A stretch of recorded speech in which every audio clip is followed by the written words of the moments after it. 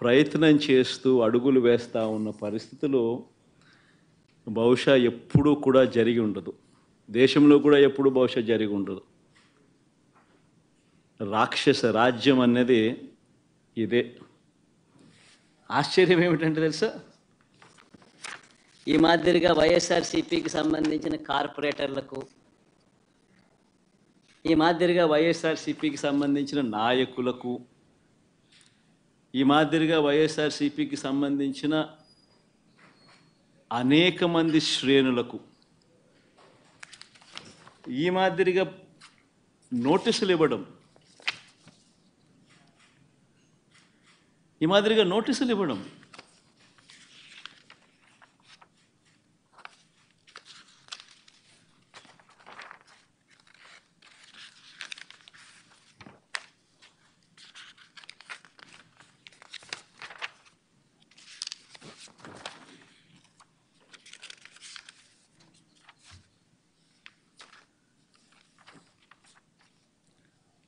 నోటీసులో ఏమని రాస్తారు?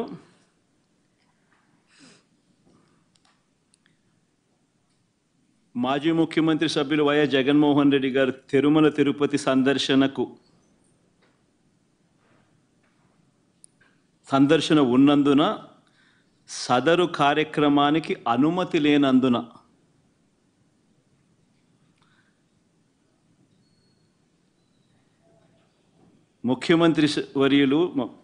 మాజీ ముఖ్యమంత్రి వర్యులు వైఎస్ జగన్మోహన్ రెడ్డి గారి తిరుమల తిరుపతి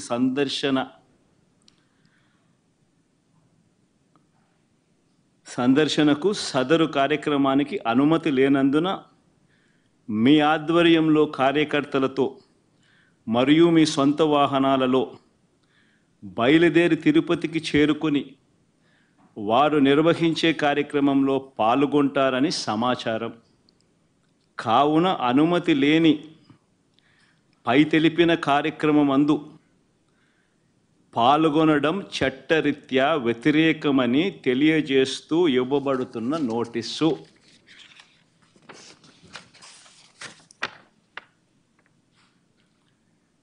ఒక రాష్ట్ర మాజీ ముఖ్యమంత్రి జగన్మోహన్ రెడ్డి అనే వ్యక్తి, ఒక రాష్ట్ర మాజీ ముఖ్యమంత్రి అయిన జగన్మోహన్ రెడ్డికి తిరుమల తిరుపతి దేవస్థానంలో దేవుడిని దర్శించుకునేందుకు వెళ్తాను అనంటే, వెళుతున్న నేపథ్యంలో మీకు పర్మిషన్ లేదు,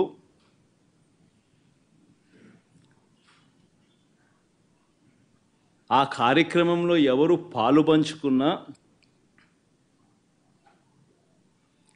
మీ అందరినీ అరెస్ట్ చేస్తాము అని గుడికి పోవడానికి పోతా ఉంటే నోటీసులు ఇస్తూ ఉన్నారు. నిజంగా ఆలోచన చేయమని అడుగుతా ఉన్నా. ఏ ప్రపంచంలో ఉండం? రాక్షస రాజ్యం కాదా ఇదని అడుగుతా ఉన్నా.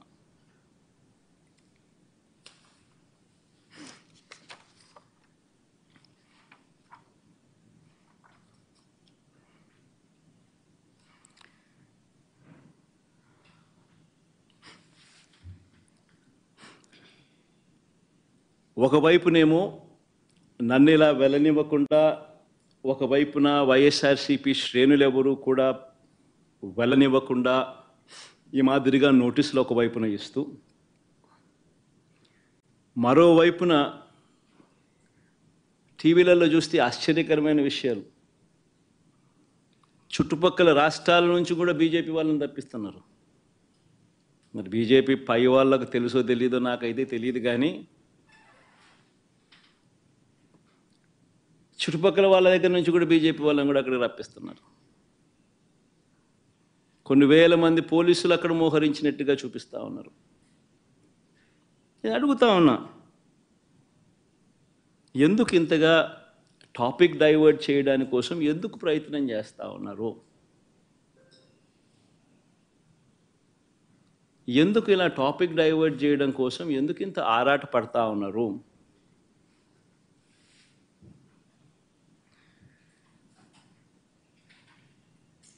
గమనించినట్లయితే తిరుపతి లడ్డూల విషయంలో తాను చెప్పినవన్నీ, చంద్రబాబు చెప్పినవన్నీ అబద్ధాలు అని ఒక్కొక్కటిగా రుజువవుతూ కనిపిస్తూ ఉన్నాయి.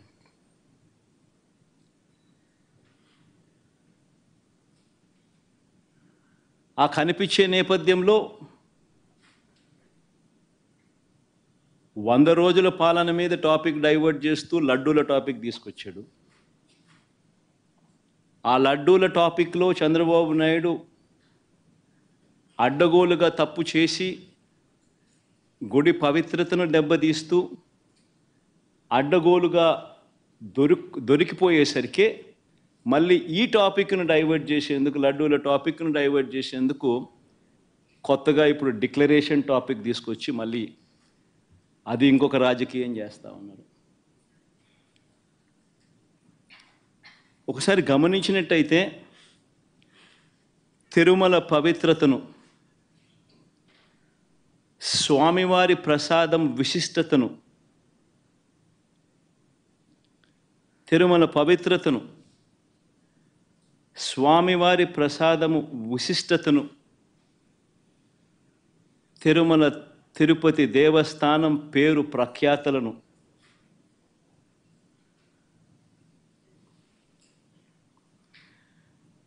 రాజకీయ దుర్బుద్ధితో, ఐ రిపీట్ దిస్ వర్డ్, రాజకీయ దుర్బుద్ధితో,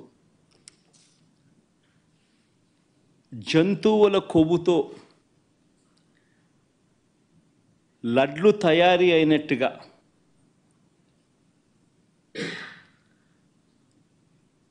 ఒక జరగని విషయాన్ని జరిగినట్టుగా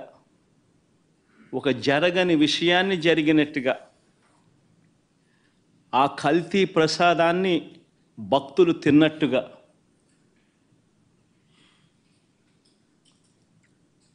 నిజంగా ఒక ముఖ్యమంత్రి స్థానంలో ఉన్న వ్యక్తి తెలిసి అబద్ధాలు ఆడుతూ, అసత్యాలు చెబుతూ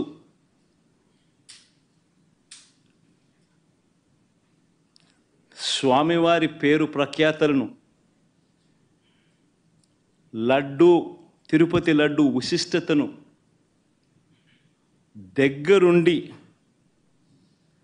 దగ్గరుండి అపవిత్రం చేసే కార్యక్రమం సాక్షాత్తు ఒక ముఖ్యమంత్రి చేస్తూ ఉంటే ఇంతకన్నా దారుణం ఎక్కడైనా ఉంటుందా, ఇంతకన్నా అధర్మం ఎక్కడైనా ఉంటుందా అని ఆలోచన చేయమని అడుగుతా ఉన్నా.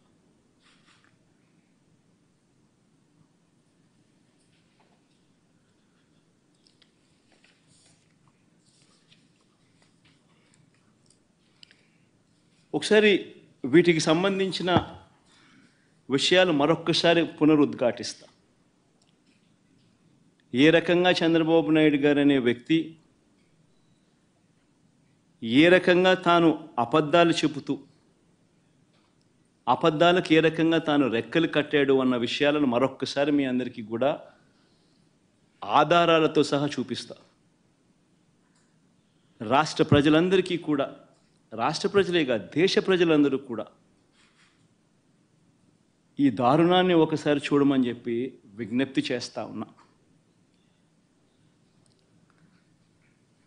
ఒకసారి గమనించినట్టయితే మామూలుగా ఈ టెండర్ల ప్రక్రియ, మామూలుగా ఈ తిరుపతి లడ్డుకు సంబంధించిన ఇవి కొనుగోలు చేసే నెయ్యి కానీ, ఈ పదార్థాలు కానీ కొనుగోలు చేసే ఈ కార్యక్రమం 6 నెలలకు ఒకసారి జరుగుతూ ఉంటుంది. తిరుపతిలో నెయ్యి కొనుగోలు చేసే కార్యక్రమం ప్రతి 6 నెలలకు ఒకసారి రొటీన్గా జరిగే కార్యక్రమం. దీనికి సంబంధించి దశాబ్దాలుగా జరుగుతూ ఉన్న కార్యక్రమం ఇది. ఇదేదో కొత్తగా ఒకరి వల్ల ఇప్పుడు జరుగుతూ ఉన్న కార్యక్రమం కాదు ఇది. 6 నెలలకు ఒకసారి ఈ టెండర్లు పిలుస్తారు. 6 నెలలకు ఒకసారి ఈ టెండర్ల ద్వారా ఎవరైనా కూడా క్వాలిఫై అయితే ఎవరైనా కూడా పార్టిసిపేట్ చేయొచ్చు. ఈ క్వాలిఫికేషన్ క్రైటీరియా కూడా ఇప్పుడు ఏదో కొత్తగా పెట్టినవి అంతకన్నా కాదు. ఇవన్నీ రొటీన్గా దశాబ్దాలుగా జరుగుతూ ఉండేటివి. తిరుపతి లడ్డు అంటే విశిష్టత ఉంది. అలా తిరుపతి లడ్డు అని అంటే నా చిన్నప్పటి నుంచి కూడా తిరుపతి లడ్డు అని అంటే ఒక విశిష్టతగా దాన్ని చూసే పరిస్థితి. దాంట్లో ఉన్న టేస్టు వేరే లడ్లలో ఉండని టేస్ట్.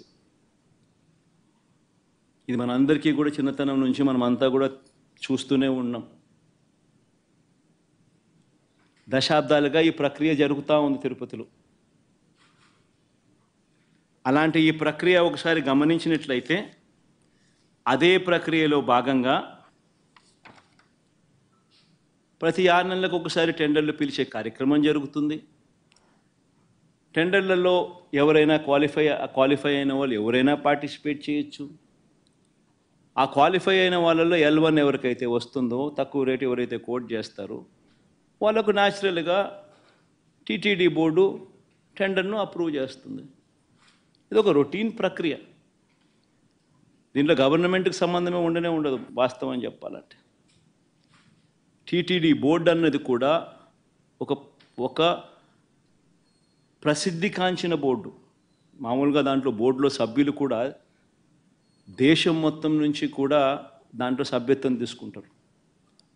కేంద్ర మంత్రులు రికమెండేషన్ చేస్తారు టీటీడీ బోర్డుకు సంబంధించిన బోర్డు మెంబర్స్ను.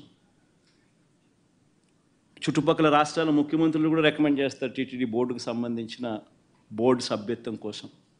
అంటే వాళ్ళ రాష్ట్రాలలో వాళ్ళు విశిష్టత ఉన్న వ్యక్తులనుగా భావించిన వాళ్ళు రికమెండ్ చేస్తారు. అటువంటి కూర్పుతో కూడిన టీటీడీ బోర్డు అది. అక్కడ ఉన్న వాళ్ళు ఎవరు కూడా తప్పు చేయాలనుకున్నా కూడా తప్పు చేయలేని పారదర్శక పద్ధతిలో టీటీడీలో ఓవర్ ది డికేడ్స్ సిస్టమ్స్ అన్నీ ఇవాల్వ్ అయి ఉన్నాయి. అక్కడ వచ్చే వాళ్ళు కూడా బోర్డు మెంబర్స్ కూడా ప్రసిద్ధిగాంచిన వ్యక్తులు. పారదర్శక విధానంతో దేవునికి ఇంకా ఎలా చేస్తే దేవునికి ఇంకా మంచి చేయాలి అని తాపత్రయంతో అక్కడ బోర్డు మెంబర్స్గా వాళ్ళు కూర్చొని నిర్ణయాలు తీసుకుంటారు. ఇవన్నీ నేను చెప్పేటివన్నీ ఏదైతే చెప్తా ఉన్నామో ఇవన్నీ కూడా మనందరికీ తెలిసిన విషయాలే, వాస్తవాలు. ఇక్కడ ఈ ప్రక్రియలో కూడా ఇదే మాదిరిగానే టెండర్లు పిలిచారు. 6 నెలలకు ఒకసారి పిలిచే ఈ టెండరింగ్ ప్రక్రియలో ఆ టెండర్లలో క్వాలిఫై అయిన వాళ్ళను, L1గా ఎవరైతే వచ్చారో వాళ్ళను టెండర్స్ అప్రూవ్ చేసి వాళ్ళందరికీ కూడా ఇవ్వడం జరిగింది. ఆ టెండర్లలో అప్రూవ్ చేసిన వాళ్ళు ఒక్కరికే పూర్తిగా కూడా ఇచ్చే కార్యక్రమం కూడా జరగదు. వాళ్ళకు 65% మేరకు వాళ్ళకు ఆ మాదిరిగా ఇస్తారు. మిగిలిన వాళ్లకు అదే రేటుకు మిగిలిన వాళ్ళను కూడా తగ్గించి మిగతా వాళ్ళను కూడా ఇచ్చుకుంటూ పోతారు టెండర్లలో పార్టిసిపేట్ చేసిన వాళ్ళకు కూడా. ఇది రొటీన్గా జరుగుతూ ఉన్న కార్యక్రమాలు దశాబ్దాలుగా. ఇదే మాదిరిగా సప్లై చేసే వాళ్ళు సప్లై చేస్తూ పోతున్నారు. సప్లై చేసే మెకానిజంలో కూడా రోబస్ట్ పద్ధతులు ఉన్నాయి. ఎవరైతే క్వాలిఫై అవుతారో వాళ్ళు సప్లై చేసే ప్రతి ట్యాంకర్తో పాటు NABL సర్టిఫైడ్ ల్యాబ్స్ నుంచి వాళ్ళు క్వాలిటీ చెక్ చేయించుకొని ఆ ట్యాంకర్లలో ఉన్న ప్రోడక్ట్ క్వాలిటీని నిర్ధారిస్తూ ఒక సర్టిఫికెట్ తీసుకొని వస్తారు. వచ్చిన తర్వాత ఆ ట్యాంకర్ ఆ సర్టిఫికెట్తో వచ్చిన తర్వాత కూడా తిరుమల తిరుపతి దేవస్థానంలో మళ్ళీ 3 టెస్టులు 3 శాంపుల్స్ చేస్తారు ప్రతి ట్యాంకర్కు. This is a protocol, mandatory protocol ఇది. ఆ 3 టెస్టులు పాస్ అయితేనే ఏ వెహికల్ అయినా కూడా ముందుకు పోనిస్తారు. ఆ 3 టెస్టులలో ఏ టెస్ట్ ఫెయిల్ అయినా కూడా అసలు వెహికల్ ముందుకు కూడా పోదు, తిరిగి వెనక్కి పంపించేస్తారు. ఈ ప్రక్రియ దశాబ్దాలుగా జరుగుతూ ఉంది. చంద్రబాబు నాయుడు గారి హయాంలో 2014 నుంచి 19 మధ్యలో 14 నుంచి 15 సార్లు చంద్రబాబు నాయుడు హయాంలో ఇలానే ట్యాంకర్లు వస్తే క్వాలిటీ లేదని రిజెక్ట్ చేశారు, వెనక్కి పంపించారు. 14 నుంచి 15 సార్లు.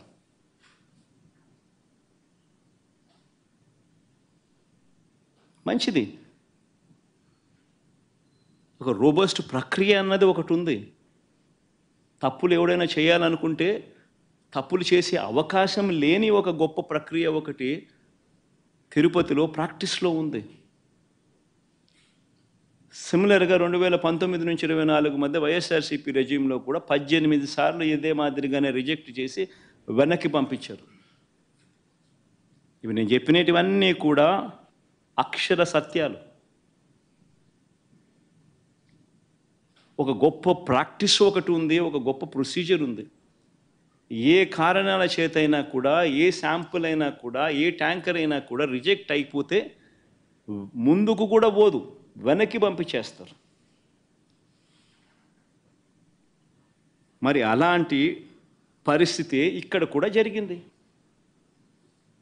చంద్రబాబు నాయుడు గారు ముఖ్యమంత్రి అయిన తర్వాత ఈ టెండర్లలో సప్లై స్టార్ట్ అయింది. ఇప్పుడు వీళ్ళు టీటీడీ బోర్డు కూడా వీళ్ళైతే ఏదైతే ఫైనలైజ్ చేసినారో ఆ బోర్డు ఫైనలైజ్ చేసిన, అప్రూవ్ చేసిన వాళ్ళు ఎప్పటి నుంచి సప్లై చేశారు? జూన్ 12వ తారీఖు నుంచి వాళ్ళు సప్లై చేశారు. అంటే అప్పటికి చంద్రబాబు నాయుడు గారి ప్రభుత్వం వచ్చింది. వచ్చిన తర్వాత ఈ సప్లైలు మొదలయ్యాయి. మొదలైన ఈ సప్లైలలో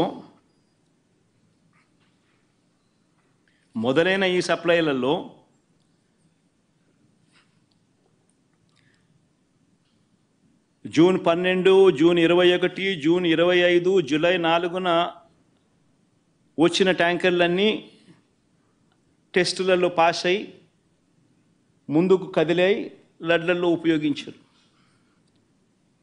జూలై 6న 2 ట్యాంకర్లు, జూలై 12న ఇంకో 2 ట్యాంకర్లు రావడము, ఈ 4 ట్యాంకర్లలో ఏదైతే వచ్చాయో అవి టెస్టులు ఫెయిల్ అయినాయి. ఈ టెస్టులు ఫెయిల్ అయితే మామూలుగా వెనక్కి పంపించే కార్యక్రమం జరిగింది.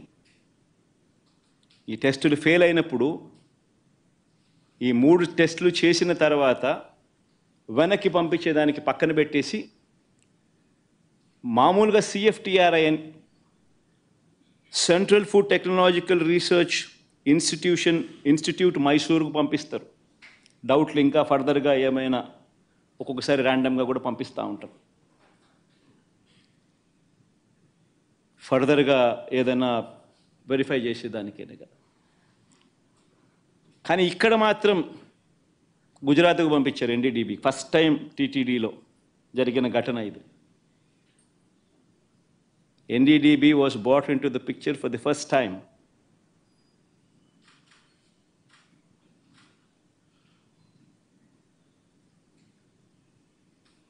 ఇప్పుడు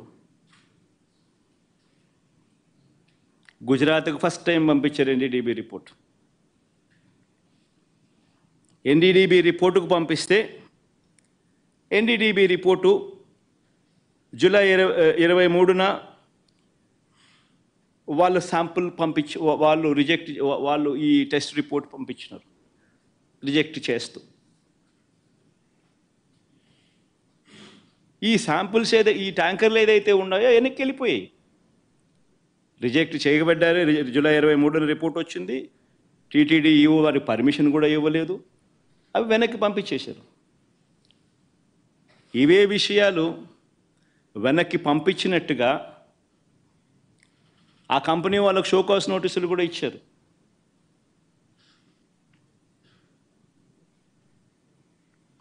మీ ట్యాంకర్లు మీకు వెనక్కి పంపించేసేస్తున్నాం, పంపించడంతో పాటు మీకు షోకాస్ నోటీస్ కూడా ఇస్తున్నాము అని చెప్పి కూడా ఇచ్చారు. సో నేను అడుగుతా ఉన్నా, వాడని మెటీరియల్, వాడని నెయ్యి క్లియర్గా వాడని నెయ్యి అని చెప్పి క్లియర్గా తెలుస్తూ ఉన్నా, ఆ నెయ్యి వాడకంలో వాడలేదు అని తెలుస్తూ ఉన్నా.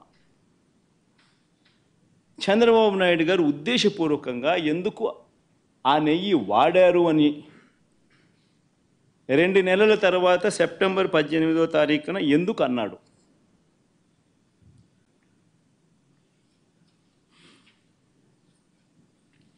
ఒకసారి ఈ వీడియో క్లిప్పింగ్లో ఒకసారి వినండి. జూలై 23వ తారీఖున అప్పటి ఈవో అంటే చంద్రబాబు నాయుడు గారి హయాంలో ఆయనే నియమించిన ఐఏఎస్ ఆఫీసర్ ఈఓ. ఆయన మాటలను ఒక్కసారి వినండి. 23వ తారీఖునే ఆయన అన్న మాటలు. సౌండ్ పెట్టుమా, సౌండ్ పెట్టి మొదటి నుంచి ప్లే చేయమ్మా.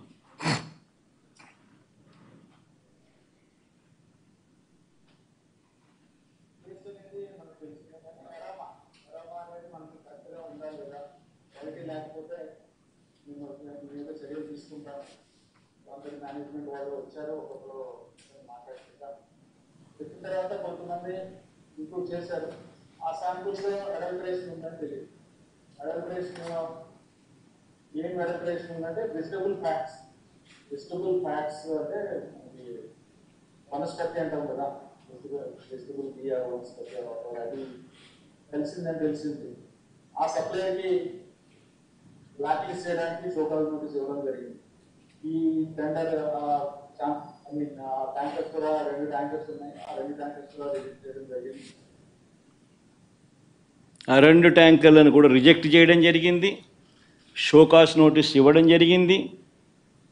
వనస్పతి ఆయిల్ అడల్టరేషన్ చేసినారని కూడా ఆయన అన్నాడు.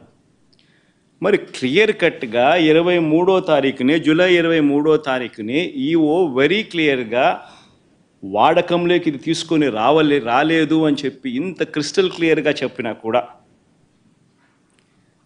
2 నెలల తర్వాత సెప్టెంబర్ 18వ తారీఖున చంద్రబాబు నాయుడు గారు అనే వ్యక్తి అన్నీ తెలిసి తాను ఏ రకంగా అబద్ధాలు ఆడాడో వినండి ఒకసారి. దగ్గర పెట్టే ప్రసాదం అపవిత్రం చేసే విధంగా ఓసారి బాధేస్తుంది.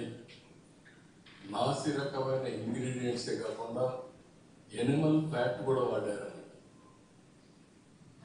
ఏది గీకు బదులు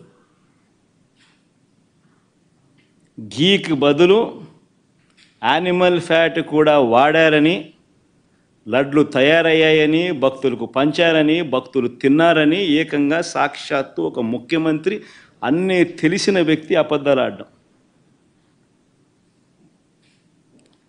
మళ్ళీ సెప్టెంబర్ 20వ తారీఖున ఈఓ మళ్ళీ ఇచ్చిన ఇంటర్వ్యూ. చంద్రబాబు నాయుడు గారు 18వ తారీఖున తాను ఈ మాటలు మాట్లాడితే సెప్టెంబర్ 19వ తారీఖున, అంటే చంద్రబాబు నాయుడు మాట్లాడిన మరుసటి రోజే సెప్టెంబర్ 19వ తారీఖున ఏకంగా తెలుగుదేశం పార్టీ వాళ్ళు వాళ్ళ తెలుగుదేశం పార్టీ ఆఫీసు నుంచి ఈ ఎన్డీడీబీ గుజరాత్ నుంచి తెప్పించిన ఈ కాన్ఫిడెన్షియల్ రిపోర్టును రిలీజ్ చేస్తారు తెలుగుదేశం పార్టీ ఆఫీస్ నుంచి సెప్టెంబర్ 19వ తారీఖున. అంటే చంద్రబాబు నాయుడు 18వ తారీఖున మాట్లాడతాడు అబద్ధాలు వల్ల వేస్తూ. సెప్టెంబర్ 19వ తారీఖున అంటే మరుసటి రోజు తెలుగుదేశం పార్టీ ఆఫీస్లో నుంచి ఈ రిపోర్ట్ రిలీజ్ చేస్తారు. ఈ ఎన్డీడీబీ రిపోర్ట్, గుజరాత్ నుంచి వచ్చిన ఈ కాన్ఫిడెన్షియల్ రిపోర్టును తెలుగుదేశం పార్టీ ఆఫీస్ రిలీజ్ చేస్తుంది. చేసిన తర్వాత మళ్ళీ 20వ తారీఖున టీటీడీ ఈఓ తాను ప్రెస్లో మాట్లాడుతూ తానేమన్నాడో ఒక్కసారి విందాం. 4 tankers have been kept aside, and then they were kept aside so that they can be used when the reports come clear. But the reports unfortunately didn't come clear, and we rejected, we sent it, and then we stopped from that supply. 20వ తారీఖున మళ్ళీ reconfirm చేశాడు EO. ట్యాంకర్లలో వచ్చిన నెయ్యిని మేము వాడలేదు. ఆ reports సరిగ్గా రాని నేపథ్యంలో ఆ రిపోర్ట్స్ను ఆధారంగా ఆ ట్యాంకర్లను వెనక్కి పంపించేశాము అని మళ్ళీ రీటరేట్ చేసినాడు. మరొక్కసారి మళ్ళీ ధృవీకరించాడు ఈఓ. ఇవ్వడమే కాక అఫీషియల్గా సెప్టెంబర్ 22వ తారీఖున 20వ తారీఖున ఆ మాట చెప్పాడు. 22వ తారీఖున ఏకంగా ఈఓ తాను సంతకం చేసి ఇది ఈఓ సంతకం.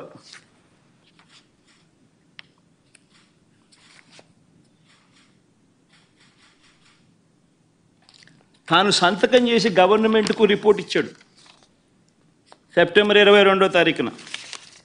ఆ రిపోర్ట్లో ఆయన ఏమని ఇచ్చాడు? ఎక్కువ చదవనులే, క్లుప్తంగా చెప్తాను. హీ వాజ్ సెలెక్టెడ్ ఇన్ ఈ టెండర్, త్రూ ఈ టెండర్ ద్వారా సెలెక్ట్ అయ్యారు. started supply from 12th June 2024. However, his two tankers on 6th July and two more tankers on 15th July were found to be of poor quality during our physical verification. Tarvata, accordingly, 4 samples were sent to NDDB lab. NDDP lab, Anand, Gujarat, confidentially for testing its quality. Confidentially అనే పదం నేను ఇక్కడ retreat చేస్తున్నాను. Confidentially for testing its quality. The report was received on 16th July and 23rd July. The adulterated cow ghee tankers supplied by the dairy was returned back. Vanaki Pampichesam and stopped further supplies from them, and show cause notice was issued to them.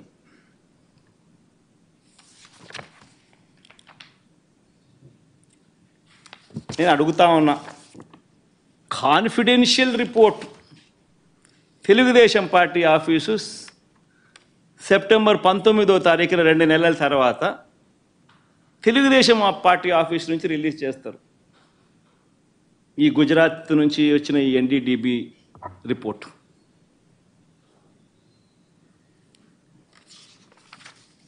నేను అడుగుతా ఉన్నా, ఇవన్నీ తెలిసిన తర్వాత కూడా September 22వ తారీఖున EO ఈ report ఇచ్చిన తర్వాత కూడా సెప్టెంబర్ 22వ తారీఖున చంద్రబాబు నాయుడు ప్రెస్ స్టేట్మెంట్, అది కూడా ఒకసారి వినండి. ఇక్కడికి వచ్చినప్పుడు 4 ట్యాంకర్స్, అప్పటికే 4 ట్యాంకర్స్ వచ్చేసి దాన్ని వాడారు. అంటే చంద్రబాబు నాయుడు ఇంత రిపోర్ట్ వచ్చిన తర్వాత, ఈఓ ఇన్నిసార్లు స్టేట్మెంట్ ఇచ్చిన తర్వాత, ఇంత చెప్పిన తర్వాత కూడా 22వ తారీఖున చంద్రబాబు నాయుడు మళ్ళా ప్రెస్ మీట్ పెట్టి ట్యాంకర్లు వచ్చేసాయి, దాన్ని వాడేశారు అని మళ్ళా అబద్ధాలు ఆడుతూ మళ్ళీ చెప్తాడు. నేను అడుగుతా ఉన్నా, ముఖ్యమంత్రి స్థానంలో ఉన్న వ్యక్తి కేవలం రాజకీయంగా లబ్ధి పొందేందుకు ఈ మాదిరిగా స్వామివారి ప్రసాదం విశిష్టతను, తిరుమల తిరుపతి దేవస్థానం ప్రతిష్టను, వెంకటేశ్వర స్వామి ప్రసాదానికి సంబంధించిన పేరు ప్రఖ్యాతలను ఈ మాదిరిగా అబద్ధాలతో తగ్గించడం, కుట్రపూరితంగా అబద్ధాలతో తగ్గించడం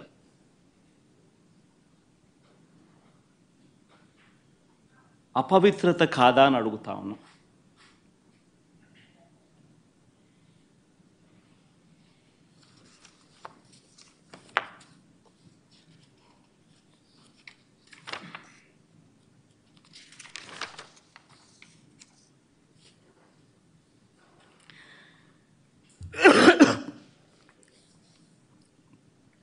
నా ఎన్డీడీబీ రిపోర్ట్ ఉందమ్మా.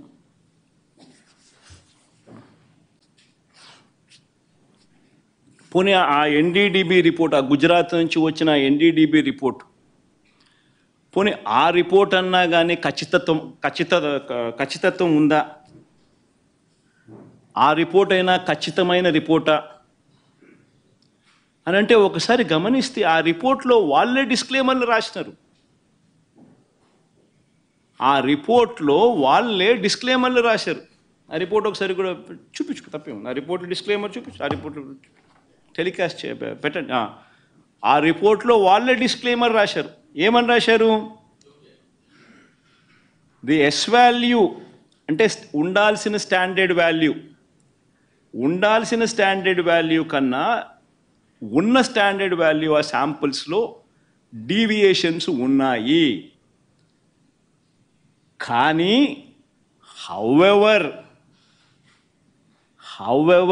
కానీ ఈ సర్కమ్స్టాన్సెస్లో ఒక false positive result can also be obtained. అంటే ఇలాంటి సర్కమ్స్టాన్సెస్లో ఒక false positive result can also be obtained అని డిస్క్లైమర్ కూడా ఇచ్చారు. ఆ false positive result can be obtained అనే డిస్క్లైమర్లో వాళ్ళు ఇచ్చిన పరిస్థితులు ఏమిటంటే, if the milk is obtained from bovine milk other than cow's milk,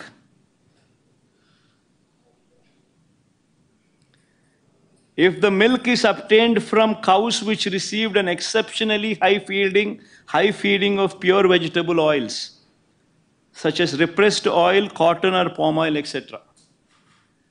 అంటే ఈ శాంపుల్ గన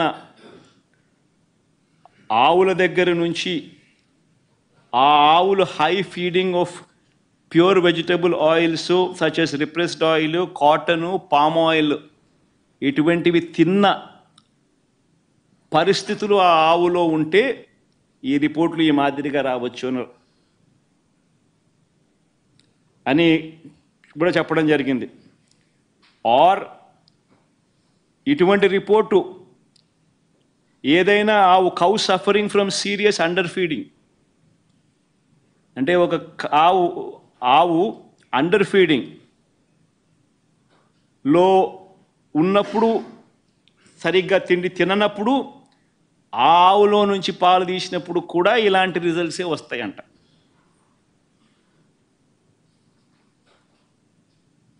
ఇవన్నీ రిపోర్ట్లో వాళ్ళు డిస్క్లైమర్స్ కింద రాసినారు. ఇదేదో ఖచ్చితమైన రిపోర్టా అంటే అది కాదు. మరి ఇవన్నీ తెలిసి చంద్రబాబు నాయుడు కావాలని అబద్ధాలు ఆడుతూ తిరుపతి వెంకటేశ్వర స్వామి వారి విశిష్టతను, ప్రసాదానికి సంబంధించిన పవిత్రతను దగ్గర ఉండి కావాలని అబద్ధాలు చెప్పి అనుమానపు బీజాలు ప్రసాదం పుచ్చుకునే ప్రతి ఒక్కరిలోనూ లేపడం దుర్మార్గం కాదా అని అడుగుతా ఉన్నా.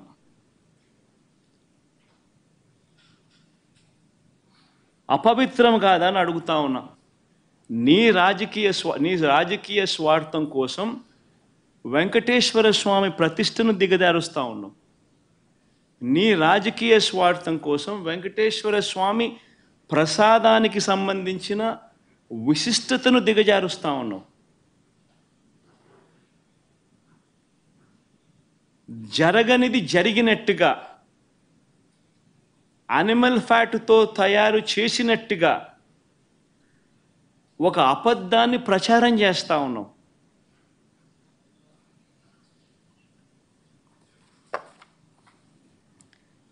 ధర్మమేనా అని అడుగుతా ఉన్నా.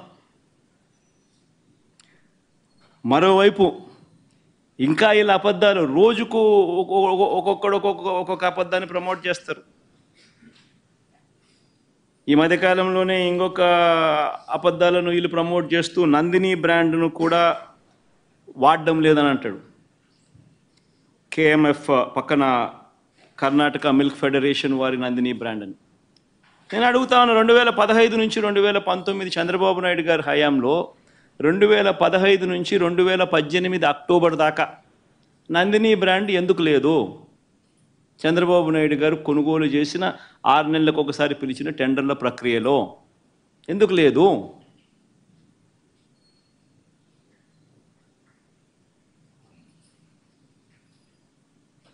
నందిని వాళ్ళు కూడా అప్పుడప్పుడు పార్టిసిపేట్ చేస్తారు, అప్పుడప్పుడు పార్టిసిపేట్ చేయరు. మన హయాంలో కూడా 2019 తర్వాత మన హయాంలో కూడా నందిని వాళ్ళు అప్పుడప్పుడు పార్టిసిపేట్ చేశారు.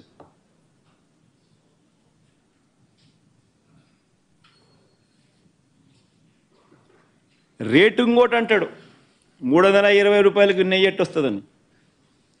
ఇంకా ఆశ్చర్యకరమైన విషయం అండి, నాకు అర్థం కాల. చంద్రబాబు నాయుడు గారి హయాంలో 2015 నుంచి 19 వాళ్ళు ప్రొక్యూర్ చేశారు కదా నెయ్యిని. టెండర్లు పిలిచి ఇదే మాదిరిగానే ఈ టెండర్ల ద్వారా పిలిచి ప్రొక్యూర్ చేశారు కదా. ఏ రేటుకు ప్రొక్యూర్ చేసినారు? అదే క్వాలిటీ నెయ్యే కదా ఇప్పుడు కూడా. అప్పుడు అదే క్వాలిటీ, ఇప్పుడు అదే క్వాలిటీ. దశాబ్దాలుగా నెయ్యి క్వాలిటీ అదే, కొత్తగా మారింది ఏమీ లేదు. అవే ఆవులు, అవే డైరీలు, అవే ఆవులు, అవే పాలు, అవే నెయ్యి, అదే క్వాలిటీ. ఆ క్వాలిటీ ఉంటే తీసుకుంటారు, లేకపోతే తీసుకోరు. చంద్రబాబు నాయుడు హయాంలో నెయ్యి ఏ రేటుకు కొన్నారు? 276 రూపాయలు 2015లో కొన్నారు టెండర్ల ద్వారానే. 2019 జనవరిలో, అంటే ఆయన చివరి దాంట్లో 324 రూపాయలకు కొన్నారు. మన అటేటప్పుడు ఇక్కడ 320 కొంటే తప్పేముందయా? ఉన్న రేట్ అది. వాళ్ళు టెండర్లలో వాళ్ళు కోట్ చేసినారు, L1 కింద ఎవడైతే వాళ్ళకి ఇచ్చినారు. ఏం తప్పు జరుగుతూ ఉంది? నీ హయాం అంతా ఇదే రేట్లతోనే జరిగాయి, కొనుగోలు చేశారు. మరి ఇప్పుడు కూడా అదే రేట్లతోనే కొనుగోలు జరుగుతూ ఉంది. కేవలం చంద్రబాబు నాయుడు ఇప్పుడు ఆయన హెరిటేజ్ పాలను కార్టెల్ ఫామ్ చేసి నెయ్యి రేట్లు పెంచేసి ఆ కార్టెల్లో చంద్రబాబు నాయుడు హెరిటేజ్ కంపెనీ లాభపడాలనే ఉద్దేశంతో కొత్తగా ఇప్పుడు రేట్లు పెంచడం కోసం అని చెప్పి కొత్తగా ఇప్పుడు మాట్లాడుతూ ఉన్నాడు చంద్రబాబు నాయుడు. అదే క్వాలిటీ నెయ్యి, అయ్యే స్పెసిఫికేషన్సే నువ్వు అడిగేది. దశాబ్దాలుగా నువ్వు అయ్యే స్పెసిఫికేషన్స్ అడుగుతున్నావు. అవే స్పెసిఫికేషన్స్ అప్పుడు అడుగుతున్నావు, అవే స్పెసిఫికేషన్స్ ఇప్పుడు అడుగుతున్నావు. అదే క్వాలిటీ అప్పుడు అడుగుతున్నావు, అదే క్వాలిటీ ఇప్పుడు అడుగుతున్నావు. తిరుపతి లడ్డు అన్న విశిష్టత మనం చాలా గొప్పగా చెప్పుకుంటాం. తిరుపతి లడ్డు టేస్ట్ చాలా బాగుంటుంది అని, గొప్ప టేస్ట్ అని. మన అదే క్వాలిటీ టేస్ట్, అదే నెయ్యి, అదే క్వాలిటీ, అదే టేస్టు. అప్పుడైనా అంతే, ఇప్పుడైనా అంతే, ఎప్పుడైనా అంతే. మరి ఈ మాదిరిగా అబద్ధాలు ఆడటం ఎంత మటుకు ధర్మం?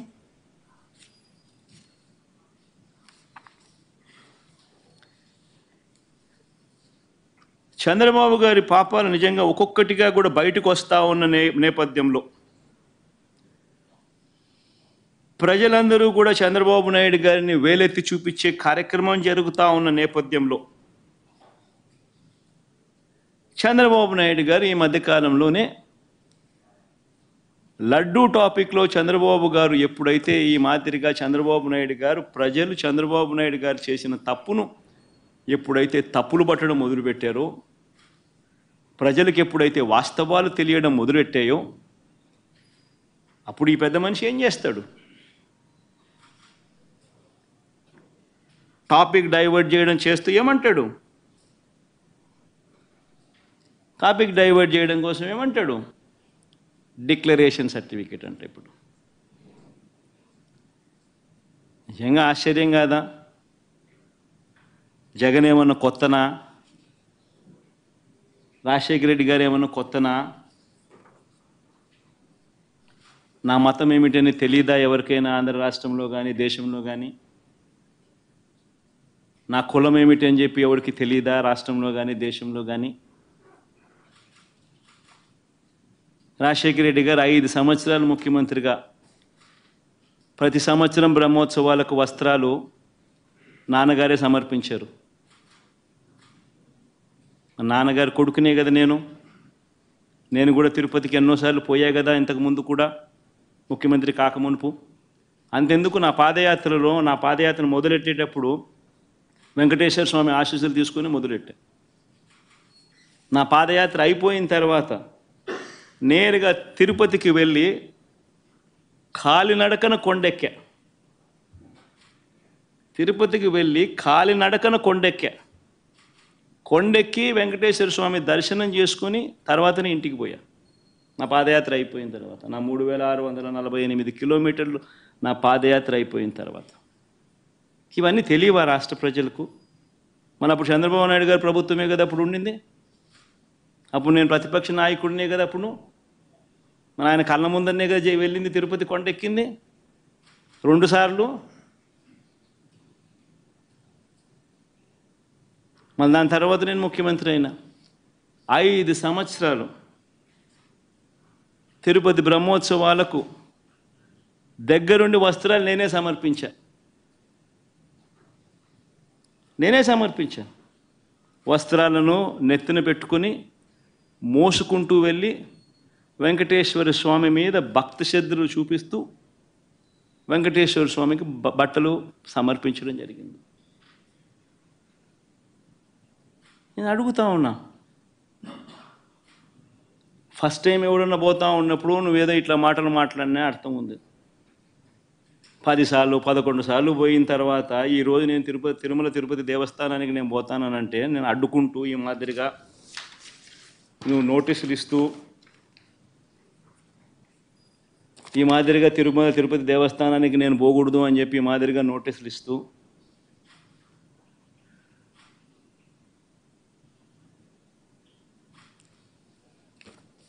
ఈ మాదిరిగా మా ఎమ్మెల్యేలకు మా కార్పొరేటర్లకు అందరికీ కూడా ఈ మాదిరిగా నోటీసులు పంపుతూ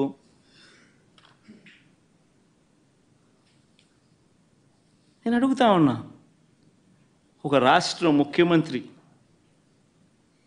ఇంకా 5 సంవత్సరాలు బ్రహ్మోత్సవాలలో తిరుమల తిరుపతి దేవస్థానానికి వస్త్రాలు సమర్పించిన నేను, ఇన్నిసార్లు తిరుమల తిరుపతి దేవస్థానానికి వెళ్ళిన నేను, ఈరోజు తిరుమల తిరుపతి దేవస్థానానికి నేను రాకూడదట, పోకూడదట. కారణం ఏమిటంటే నా మతమట. నేను అడుగుతా ఉన్నా, నా మతం ఏమిటి అని అడుగుతా ఉన్నారు. అడుగుతా ఉన్నా నా మతం ఏమిటని. అవును, 4 గోడల మధ్య నేను బైబిల్ చదువుతాను, తప్పేముంది? బయటికి పోతే హిందూ సాంప్రదాయాలను నేను అనుసరిస్తాను, గౌరవిస్తాను. బయటికి పోతే ఇస్లాంను అనుసరిస్తాను, గౌరవిస్తాను. బయటికి పోతే సిక్కిజంను అనుసరిస్తాను, సిక్కిజంను నేను గౌరవిస్తాను. నా మతం ఏమిటని అడుగుతా ఉన్నారు. నా మతం మానవత్వం. డిక్లరేషన్లో రాసుకుంటానేమో రాసుకుంటా.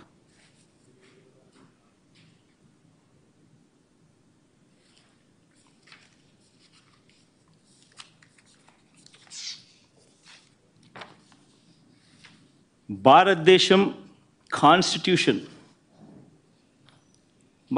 కాన్స్టిట్యూషన్ నేను ఒకసారి చదువుతా. According to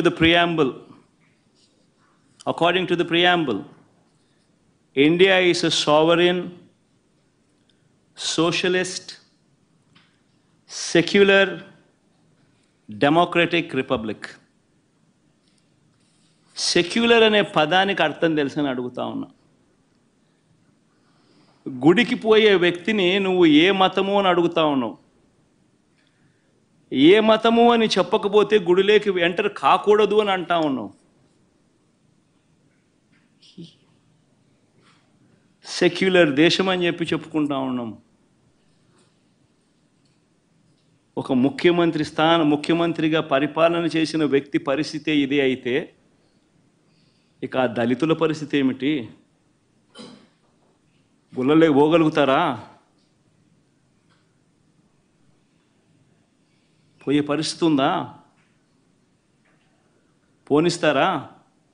రానిస్తారా? ఏం చేస్తూ ఉండు?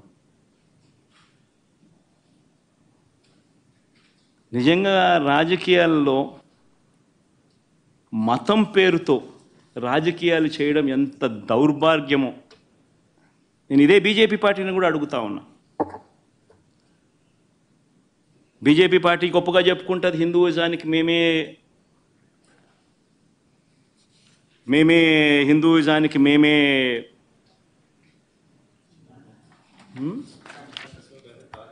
రిప్రజెంటేటివ్స్ని మేమే రిప్రజెంటేటివ్స్ను అని చెప్పి చెప్పుకుంటూ ఉంటారు బీజేపీ పార్టీ. నేను ఇదే బీజేపీ పార్టీని అడుగుతా ఉన్నా, మీ కళ్ళ ఎదుటే అయ్యా బీజేపీ పార్టీ మేము మిమ్మల్ని అడుగుతా ఉన్నా, ఈరోజు మీ కళ్ళ ఎదుటే మీ ఎన్డీఏ కూటమిలో భాగంగా ఉన్న వ్యక్తే తిరుపతిలో వెంకటేశ్వర స్వామి విశిష్టతను, తిరుపతి లడ్డు పేరు ప్రఖ్యాతలను, వెంకటేశ్వర స్వామి వైభవాన్ని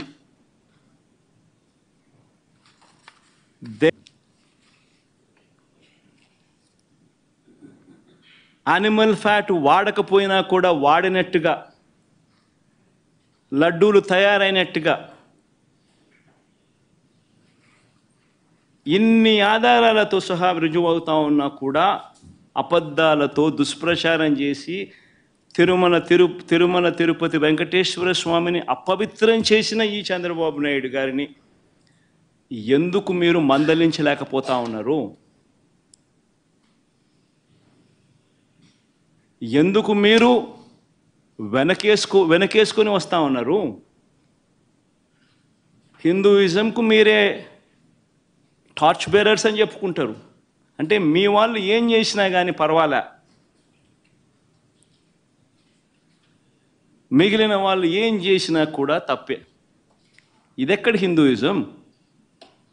ఆలోచన చేయమని అడుగుతా ఉన్నా. ఈ సో కాల్డ్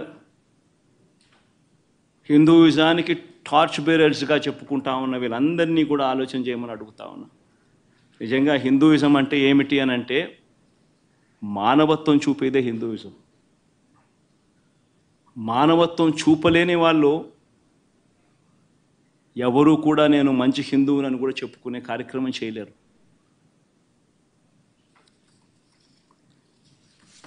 నేను అడుగుతా ఉన్నా, ఇప్పుడు ఈరోజు చంద్రబాబు నాయుడే తప్పు చేస్తాడు, చంద్రబాబు నాయుడే సిట్టు వేస్తాడు. ఇది ఎక్కడి ధర్మమో నాకు అర్థం కావడంలో. ఆయన చెప్పు చేతుల్లో ఉన్న అధికారులతో సిట్ అంటాడు. నేను చెప్పినటువన్నీ కూడా నీకు ఆధారాలతో సహా చూపించా. వాళ్ళ ఈఓ ఐఏఎస్ ఆఫీసర్ వాళ్ళ నియామకం కరెక్టేనా?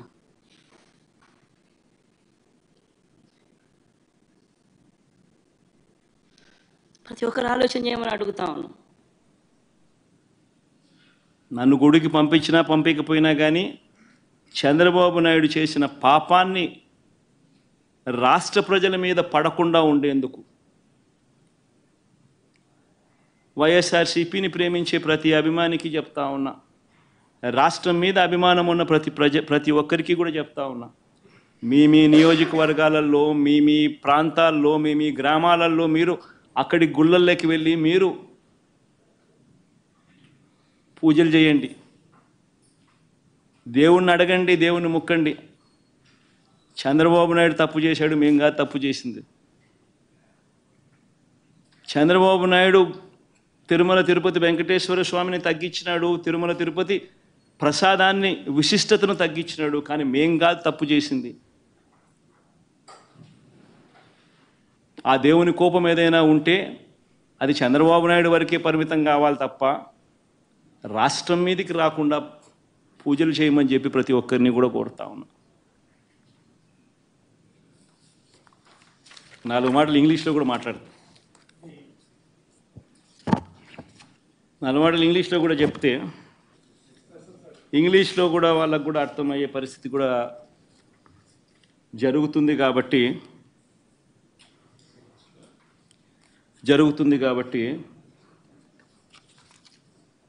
ఇంగ్లీష్లో కూడా ఒకసారి ఈ మాటలన్నీ కూడా జరిగినటువన్నీ కూడా జరగాల్సినటువన్నీ కూడా తెలియాల్సిన అవసరం ఉంది కాబట్టి చెప్తా.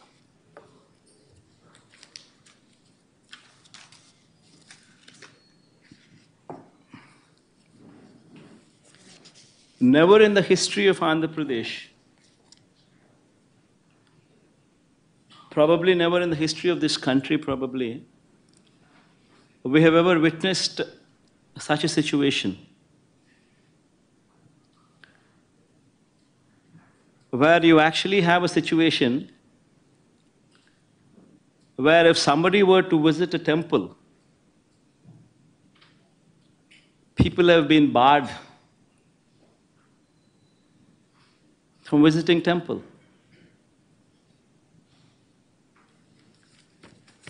These are the notices given to YSRCP cadre, MLAs, corporators, sarpanches, MPTCs, ZPTCs, this kind of cadre. These are the various notices.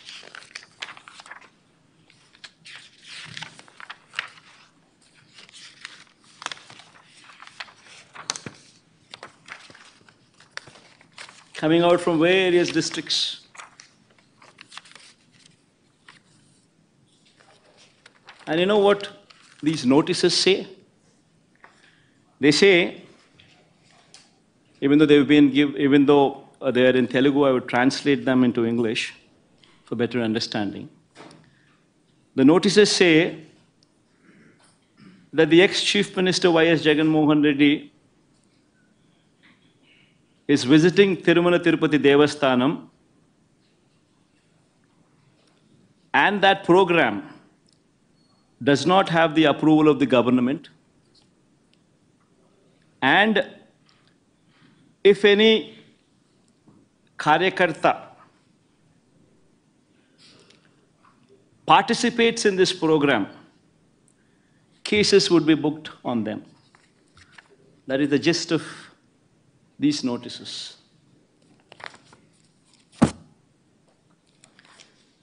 And such kind of notices were given to the YSRCP cadre, MLAs, everybody, corporators, by cops.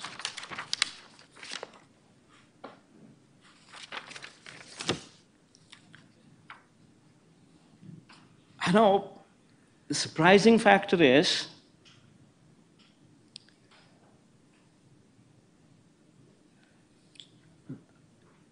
an ex-chief minister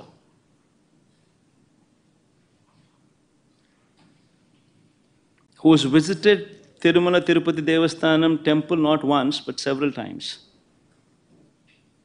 before. Even before becoming the chief minister also, during the beginning of my Padayatra and also during the end of my Padayatra after concluding my 3,648 kilometers of my Padayatra before I returned home, I walked all the way onto the top. And Chandrababu Naidu was the chief minister then. Several times in the past, we visited Tirumala Tirupati Devasthanam, even before I became the chief minister. And after I became the chief minister, every year, TTD invited me. And on their invitation, I had the opportunity to give clothes to Lord Venkateshwara Swami. Every year.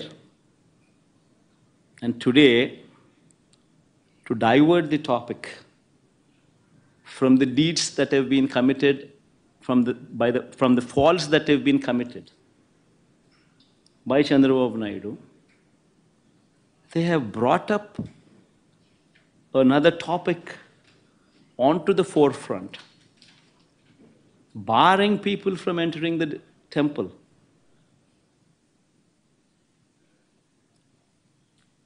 In fact, I'd like to say I like everybody to notice these aspects. I like everybody to see these aspects. What happened during the so-called controversy on laddus?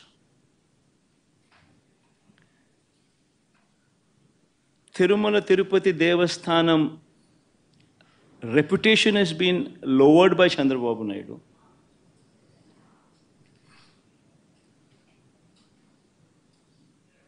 The pride of our laddus was diminished by Chandrababu Naidu. He intentionally planted a seed of doubt that the laddus were not good to eat, even though he knew very well that he was lying. I mean, if one were to just see the facts, what took place. See this, the concept of this procurement of material for preparation of laddus or preparation of prasadams is not new. This has been going on for decades.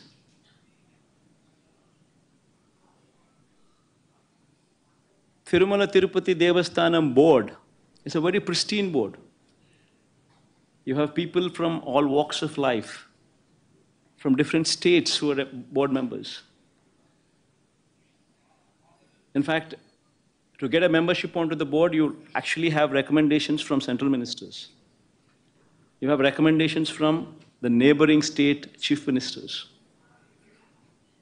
Such is the esteemness of this board. Such is the pristine of this board. And these board members work there in a very transparent manner, with the only intent to ensure that whatever they do it for the good of the temple. With that motto in mind, they work. And as far as these tenders are concerned, it's a routine process. Every 6 months, procurement of tender happens. Procurement of these materials to prepare the prasadams or laddus is a routine practice. The government does not get involved. It's an autonomous body. It's the board which takes the decisions. The conditions which are applicable for anybody to be participating in these tenders are also not new. They've been in existence also for decades. The quality of the material, what is asked for, is also been the same for decades. It's a routine process. And during the course of this routine process, which takes place every 6 months, e-tenders have been called for. And based on the e-tenders, people who've quoted L1, people who've quoted the least, people who qualify, people who've participated, people who've quoted the least, automatically gets the tender. And that is approved by the board. This is the normal routine practice. And just not, the process doesn't just stop there. The process is that after they get the tender, it's not just one company alone who once again is going to be participating for the whole of it. The other participants also get 35% of the quota if they were to match the price. So all these people supply ghee and these kind of materials whatsoever are required every 6 months during this course of the tendering process. The process just doesn't stop there. The process is, after they are qualified and given the work order, these people are supposed to supply material, and every tanker that they bring in should be accompanied by NABL approved lab certificates, reiterating the quality of the material that they brought in. It doesn't once again just stop there that they're bringing in a certificate which is approved by NABL. After the tanker reaches TTD, Tirumala Tirupati Devasthanam, accompanied with this certificate, After that, the TTD conducts 3 tests. They conduct 3 tests for every tanker. Even if one test were to fail out of the 3, the material is rejected. The tanker is not permitted to go ahead. Forget about the commodities being used in the preparation of laddus or prasadams. It is not even permitted to enter. It is rejected. This is a robust practice which is in existence for decades. Even during the regime of Chandrababu Naidu also, 14 times during 2014 to 19, 14 to 15 times tankers were rejected and sent back. And during our regime, during 2019 to 24 also, 18 times the tankers were rejected and sent back. In fact, this is something to be boasting about. That such is the robust practice which is in prevalence. That even if somebody were to do some mischief, the tanker is not even permitted to enter the premises. It is rejected even before it goes that far. That is the practice in Tirumala Tirupati Devasthanam. Such is the robustness of the testing practice which is prevalent there. And we should be boasting about such practices. Rather than that, rather than boasting, what did Chandrababu Naidu do? What did this Chief Minister do? I will just play 3 clippings. What happened during the course, one should understand. 10 days have been called. 10 days, the material was supplied. On June 12th, the first material which is reached Tirupati was on June 12th. June 12th, by then Chief Minister, who was the Chief Minister by then? June 4th itself, the results came out. June 12th, it was Chandrababu Naidu's regime which was in prevalent. And the first container, the first tanker came on June 12th. June 12th, 21st, 25th, July 4th, whatever the tankers have come, they all passed through the tests. Good for everybody. They passed through all the 3 tests and then they were permitted to go in. Then again on July 6th and July 12th, 4 more tankers came in which did not pass the test conducted, which did not pass these 3 tests, which were 3 tests conducted on every tanker, and they were rejected. They were not permitted to go inside. While this is the reality of the case, that the material was not even consumed, it was sent back because they have failed the test. What did Chandrababu Naidu do? On July 6th and July 12th, the 4 tankers which came in, which did not pass the test and which were sent back because they did not pass the test. This was reiterated by the Tirupati EO, who is an IAS officer posted by Chandrababu Naidu himself in his regime. And what did he say? See, these reports, which were rejected in 3 tests, which were rejected because they did not pass these 3 tests, were sent to NDDB, Gujarat. This NDDB Gujarat lab also came into the picture for the first time. Usually TTD does not, over the decades, never sent their sample all the way to Gujarat. Usually the samples are sent to CFTRI, which is Central Food Technological Research Institute, Mysore. But for some strange reason, first time, NDDB Gujarat was brought into the picture. Fine. On 6th and 12th, when these tankers came and when they were rejected, these samples were once again sent to NDDB. On July 17th, Then July 23rd and 17th, they also received, July 23rd, they also received the results. While the tankers were never permitted to go inside, they were rejected. Now, while this is the reality that the tankers were not permitted to go in, the tankers were rejected, and a show cause notice was issued to the supplier that these tankers have been rejected and sent back, along with a show cause notice. While this is the reality, what happened during the course? On 23rd July itself, the EO of TTD confirmed this information to the media. I'll just play that tape. Aspect ఏంటంటే case అనేది మనకు తెలిసిందే, కానీ ఎరామా అనేది మనకి కరెక్ట్గా ఉండాలి, quality లేకపోతే మేము మీద చర్యలు తీసుకుంటాము. అందరి మేనేజ్మెంట్ వాళ్ళు వచ్చారు, ఒక్కొక్కరు మాట్లాడుకుంటారు. చెప్పిన తర్వాత కొంతమంది ఇంప్రూవ్ చేశారు. ఆ శాంపుల్స్లో అడల్టరేషన్ ఉందని తెలియదు. అడల్టరేషన్ ఏం అడల్టరేషన్ ఉందంటే వెజిటబుల్ ఫ్యాట్స్. వెజిటబుల్ ఫ్యాట్స్ అంటే వనస్పతి అంటాం కదా, వెజిటబుల్ బియర్ వనస్పతి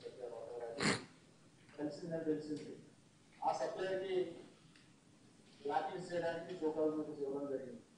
ఈ టెండర్ ట్యాంకర్స్ కూడా 2 ట్యాంకర్స్ ఉన్నాయి, ఆ 2 ట్యాంకర్స్ కూడా రిలీజ్ చేయడం జరిగింది. The EO on July 23rd itself categorically told very clearly that the samples did not pass the 3 tests. The samples were sent to NDDB, and these tankers were rejected. So that means the government was aware that the tankers have been rejected and the material was not consumed. In spite of this,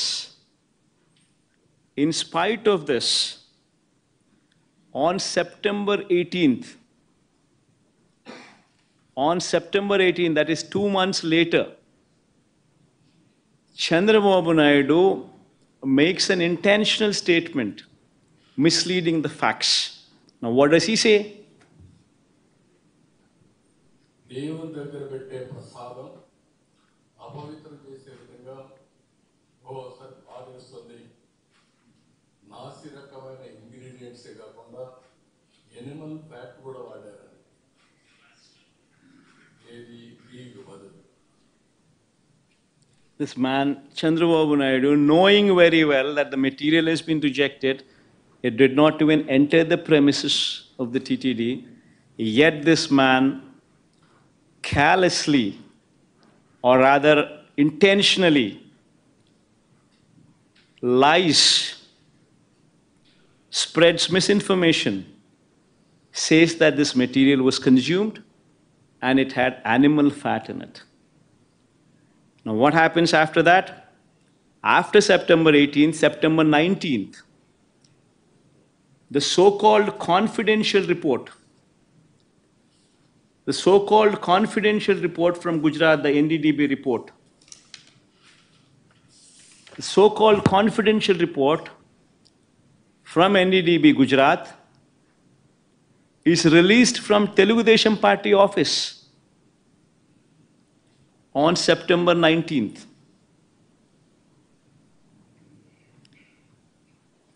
And even in that report, there is a disclaimer which clearly says that this report is not accurate. This report very clearly says that these are the S values, these are the standard values, and these are the deviations. However, these deviations could have taken place because of various factors such as these. That is the disclaimer. And in these disclaimers, they very clearly say that if at all the cow's milk is obtained from an exceptionally high feeding of pure vegetable oils, such as repressed oil, cotton or palm oil, such deviation in S values could take place. If at all a sample is collected from cows suffering from serious underfeeding, also you will see deviations in S values. Also, you would find deviations if this milk is obtained from bovine milk other than cow's milk. And so on and so forth are the disclaimers which clearly say that there could be these reasons could all be a part for the S value deviations. And Chandrababu Naidu, knowing very well, in spite of this report, in spite of these disclaimers, in spite of the fact, knowing very well that this, irrespective of all these things, because this ghee did not pass through the 3 tests, was not even permitted to enter the TTD premises, and it was not consumed. Knowing very well, yet September 18th he makes a statement intentionally lying. September 19th his Telugu Desam Party office releases this so-called confidential data, so-called confidential report from Telugu Desam Party's office. Then on September 20th, the TTD EO, once again a government official IAS officer appointed by Chandrababu Naidu himself as TTD EO, once again addresses the press. And what does he say in that press? No. Adulterated ghee, 4 tankers have been kept aside, and then they were kept aside so that they can be used when the reports come clear. But the reports unfortunately didn't come clear, and we rejected, we sent it. And then we stopped from that supply. So the EO very categorically, once again on 20th, says that these tankers were rejected and sent away. And they were not used. And on 22nd, the TTD EO himself also gives a letter, his report, his findings to the state government. This is the TTD EO signature down beneath. And in that report, what does he say? He says few important things. He says he was selected through e-tender, started supplying from 12th June. However, his 2 tankers on 6th July and 2 more tankers on 15th July were found to be of poor quality during physical verification. Accordingly, all the 4 samples were sent to NDDB lab, Anand, Gujarat, confidentially, I repeat this word confidentially for testing its quality. Confidentially.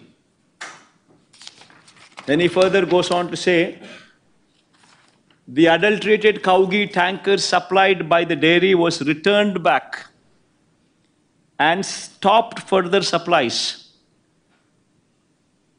And a show cause notice was issued to them. So he once again reiterates his stand, reiterates and says the facts that these 4 tankers were rejected, they were not permitted to go inside, and they were not consumed. And yet, in spite of this, on September 22nd, once again, Chandrababu Naidu goes ahead and once again lies. ఇక్కడికి వచ్చినప్పుడు 4 tankers, అప్పటికే 4 tankers వచ్చేసాయి, దాన్ని వాడారు. On September 22nd, he once again reiterates his lies and says that this impure ghee was consumed. Now, a chief minister intentionally deviates from facts, knowing very well that these are the facts, deviates from facts, intentionally lies. How is it fair? bringing down the reputation of our temple, bringing down the reputation of Lord Venkateshwara Swami, bringing down the reputation of our prasadams, of our laddu prasadams. Is that permitted? Is that permitted? I ask the so-called BJP party, which actually boasts themselves as representatives of Hindutva, as representatives of Hindu religion. I ask BJP one serious question. If you're sincere, if you're truly representatives of Hinduism, would you support this? A chief minister intentionally lying, bringing down the reputation of Lord Venkateshwara Swami, bringing down the reputation of Venkateshwara Swami's prasadams, intentionally for political gains. If someone, just because they're part of NDA, if they are at liberty to spread these kind of lies, and yet BJP aware of all these facts, knowing very well that these are the facts, How can the BJP support such a person as Chandrababu Naidu without sending him to prison? If at all the Hindutva values they hold are dear and near and are sincere. If one intentionally brings down the reputation of the temple, how is it that the BJP is sitting silent? Worse, BJP joins the party bandwagon. BJP leaders from Hyderabad also come down to Tirupati. They once again try to deviate this topic from Laddu Prasadams to my declaration.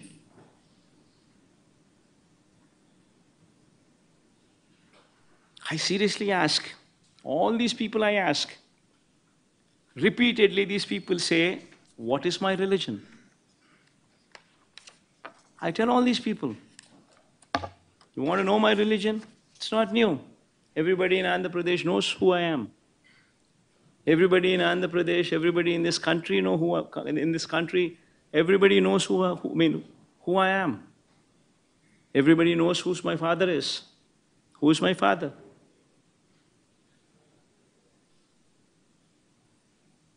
Everybody also knows how many times I've been to Tirumala Tirupati Devasthanam.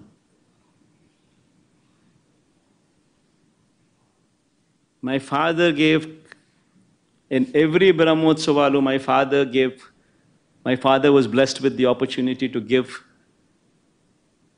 present clothes to Lord Venkateshwara Swami, to the temple. 5 years in a row he was blessed with that opportunity. Even before I became the chief minister, several times I had visited Tirumala Tirupati Devasthanam. Even before I had started my Padayatra, I took Lord Venkateshwara Swami's blessings before I started my Padayatra also. And even after my Padayatra, the conclusion, I had actually walked all the way to the top of the mountain, taken his blessings before my Padayatra could conclude. And later I became the chief minister. And 5 years, every Brahmotsavu, I was blessed with the opportunity to present the clothes. Why is it that my religion was not questioned then? Why is it that my declaration was not a question then? I accompanied the Prime Minister. I accompanied all these people. The President. I accompanied the Chief Justices. I accompanied the Prime Minister. Why was it not a question then? I ask one simple question to everybody. In fact, this is the Constitution of India. According to the preamble, India is a sovereign, socialist, secular, democratic republic. This is the Constitution. And I say, what kind of country are we living in? That a person visiting the temple needs to disclose his religion before he is permitted to enter the temple. What kind of secularism is this? What kind of a secular country are we living in? I ask everybody. And if somebody were to ask what my religion is, I once again reiterate to everybody. In between the four walls in my house, I read the Bible. But when I go out of the house, I am a Hindu, I am a Muslim, I am also a Sikh.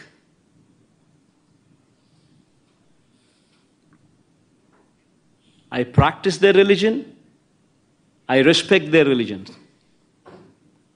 I am an Indian. Someone were to ask what my religion is, humanity is my religion. You want to have a declaration on that? Please go ahead and have that declaration as mine. Humanity is my religion. One should seriously start contemplating as to where they stand on secularism, what this country stands for. If someone like me who was served as a chief minister is given these kind of notices,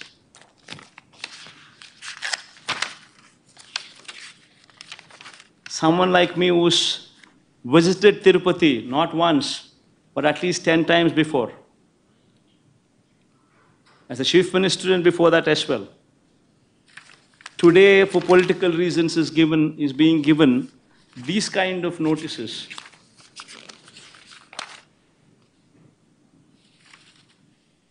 Barring somebody from entering the temple. What about the poor? What about the Dalits? Can they enter these temples? What kind of a message are we sending? What is BJP doing about it? Is this what they stand for? Right in front of their eyes, glaring evidence of Chandrababu Naidu misusing his power, bringing down the reputation of our temple, bringing down the reputation of our prasadams, intentionally lying for political gains, and yet that person is permitted to go scot-free. BJP does not do anything about it, and yet they say they are representatives of Hindutva. Hindutva stands for humanity. This is the first thing what anybody should understand. I think I rest my case here.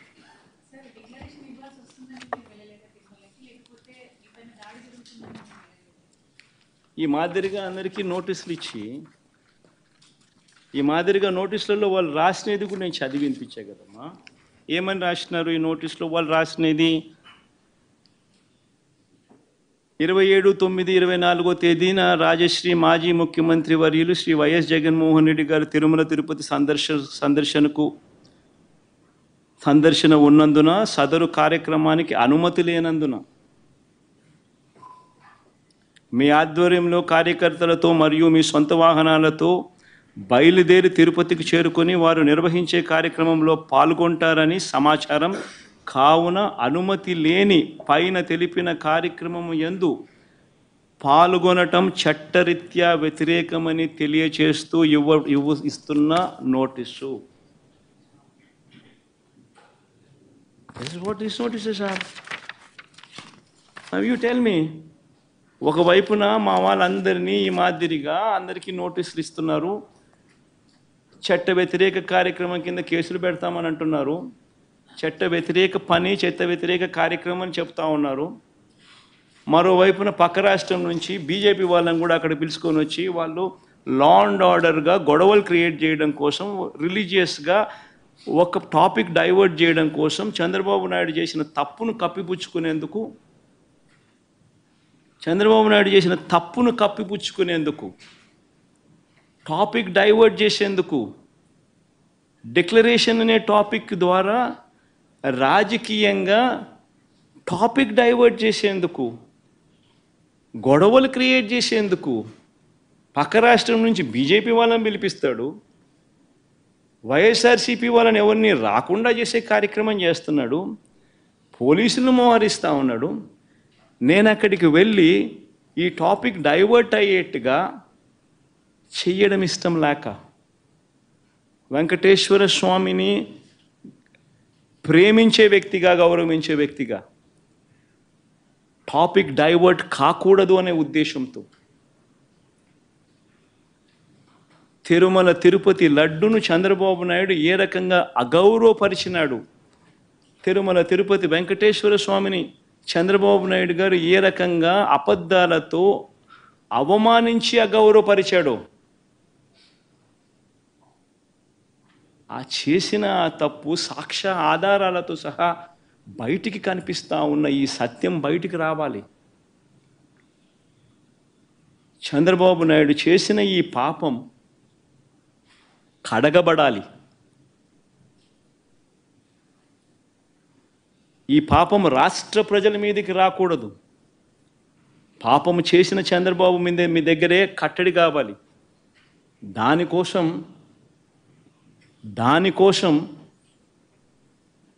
Topic divert కాకూడదనే ఉద్దేశంతో నా పర్యటనను postpone చేస్తూ ఉన్నాం. రాష్ట్ర వ్యాప్తంగా ఉన్న ప్రతి వైఎస్ఆర్సీపీ అభిమానించే వాళ్ళే కాదు, రాష్ట్ర ప్రజలందరూ కూడా, రాష్ట్ర ప్రజల శ్రేయస్సు కోరే ప్రతి ఒక్కరూ కూడా, అందరినీ కూడా నేను కోరుతా ఉన్నా, మీ ప్రాంతాలలో, మీ నియోజకవర్గాలలో, మీ గ్రామాలలో, మీ గుళ్ళల్లో పూజలు చేయించండి. చంద్రబాబు చేసిన ఈ పాపం వల్ల వెంకటేశ్వర స్వామి కోపం వచ్చి రాష్ట్రం మీద చూపించుకోకుండా ఆ కోపం కేవలం చంద్రబాబు మీదకి మాత్రమే చూపించే విధంగా పూజలు చేయండి అని కూడా అందరినీ కూడా అడుగుతా ఉన్నా. సార్, ఇప్పుడు ఎందుకనంటే జరిగినది ఘోర అపచారం. వెంకటేశ్వర స్వామిని పలచన చేస్తూ, వెంకటేశ్వర స్వామి ప్రసాదాన్ని లోకువ చేస్తూ, జరగనది జరిగినట్టుగా, అనిమల్ ఫ్యాట్ వాడనిది వాడినట్టుగా, ఆ లడ్డూలు డిస్ట్రిబ్యూట్ చేసినట్టుగా ఘోరమైన అపఖ్యాతి వెంకటేశ్వర స్వామి గుడికి ఆపాదిస్తూ ఉన్న చంద్రబాబు నాయుడు అబద్ధాలు ఆడుతూ ఇంతటి ఘోరం చేసిన వ్యక్తి, ఈ పాపం కడగబడాలి. దానికోసం నేను రాష్ట్ర వ్యాప్తంగా నేను గుడులకు పోకపోయినా పర్వాలా, రాష్ట్రంలో ఉన్న ప్రతి మారుమూల ఉన్న గుళ్ళల్లో కూడా పూజలు నిర్వహించమని చెప్పి అందరికీ కోరుతా ఉన్న ప్రజలకు, వైఎస్ఆర్సీపీ అభిమానులకు అందరికీ కూడా ఆ పాపం వెంకటేశ్వర స్వామి కోపం రాష్ట్రం మీద, రాష్ట్ర ప్రజల మీదకి రాకుండా కేవలం పాపం చేసిన చంద్రబాబు నాయుడు వద్దనే అది కట్టడయ్యేట్టుగా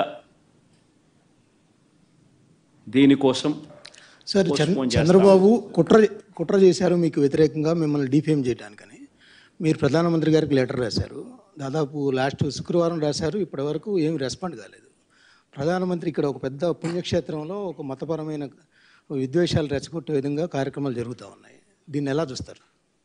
అందుకే చెప్తా ఉన్నాను కదా, బీజేపీ వాళ్ళకు నిజంగా హిందుత్వం అనే దాని మీద నిజంగా వాళ్ళు టార్చ్ బేరర్స్ అని చెప్పుకునే నైతిక హక్కు నిజంగా వాళ్ళకు ఉంటే, వాళ్ళలో సిన్సియారిటీగానే ఉంటే, ఇంత ఘోరం చేసిన చంద్రబాబు నాయుడును రిప్రమాండ్ చేయకుండా, ఇంత తెలిసి అబద్ధాలు ఆడుతూ తిరుపతి పేరు ప్రఖ్యాతలను మంటగలిపిన ఈ వ్యక్తిని చూస్తూ వాళ్ళు ఎలా ఊరుకుంటున్నారు అని వాళ్ళని ప్రశ్నిస్తున్నా.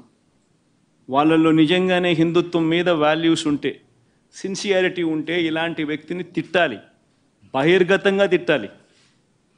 ఇలాంటి తప్పులు చేయడం అన్యాయము, ధర్మం కాదు అని చెప్పి గట్టిగా బుద్ధి చెప్పాలి, గడ్డి పెట్టాలి. కానీ అలాంటివి ఏవీ చేయకుండా చేసినవాడు మనవాడు కాబట్టి వాడు ఏం చేసినా కానీ పర్వాలేదు అని చెప్పి వాళ్ళు వదిలేస్తే ఏ రకమైన మెసేజ్ పంపిస్తూ ఉన్నారు? హిందుత్వానికి వీళ్ళు ప్రతినిధులా? ఏ రకమైన మెసేజ్ పంపిస్తూ ఉన్నారు?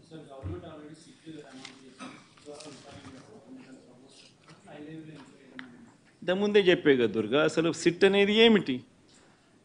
కళ్ళు ఎదుటే కనిపిస్తూ ఉన్నాయి సాక్ష్యాలు, ఆధారాలు.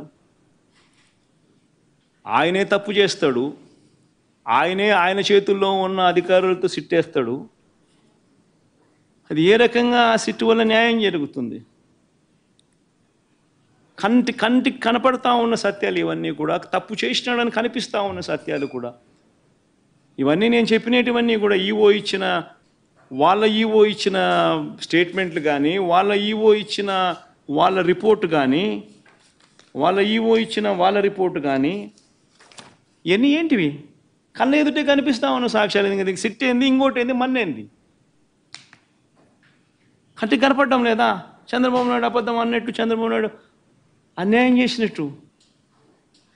చంద్రబాబు నాయుడుకి ఇప్పుడు జరగాల్సింది ఏమిటి అని అంటే, ఇలాంటి ఘోరమైన తప్పులు చేయకుండా తిట్టుబడాలి. మతాన్ని, దేవుడిని రాజకీయాల్లోకి తీసుకొని రాకూడదు అన్న బుద్ధి జ్ఞానం చంద్రబాబు నాయుడుకు పడాలి. అది సుప్రీంకోర్టుల దగ్గర నుంచి పడాలి, ప్రధానమంత్రుల దగ్గర నుంచి పడాలి. అప్పుడే ఈ మనిషిలో జ్ఞానోదయం చెంది